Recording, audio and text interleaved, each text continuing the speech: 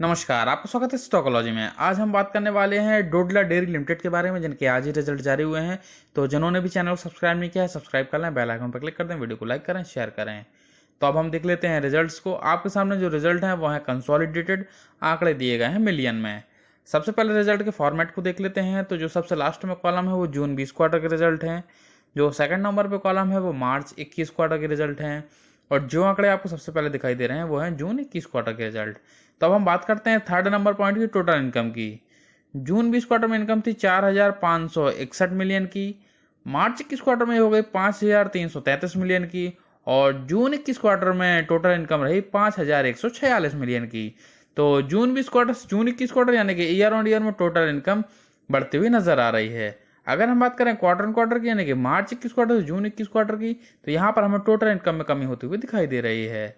अब हम देख लेते हैं टोटल एक्सपेंसेस को। सबसे नीचे दिए गए हैं। जून 20 क्वार्टर में टोटल एक्सपेंसेस थे 4,110 मिलियन के।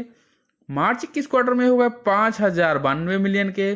और जून 21 क्वार्टर में हुए 4,767 मिलियन के। तो जून 20 क्वार्टर से जून 21 क्वार्टर यानी कि ईयर ऑन ईयर में हमें टोटल एक्सपेंसेस में वृद्धि होती हुई दिखाई दे रही है।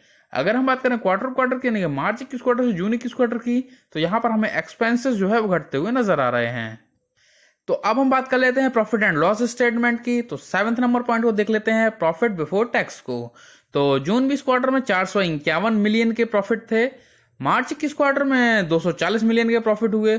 और जून 21 क्वार्टर में ये 379 मिलियन के हुए। तो जून 20 क्वार्टर से जून 21 क्वार्टर यानी कि ईयर ऑन ईयर में देखें तो हमें प्रॉफिट बिफोर टैक्स घटते हुए नजर आ रहे हैं।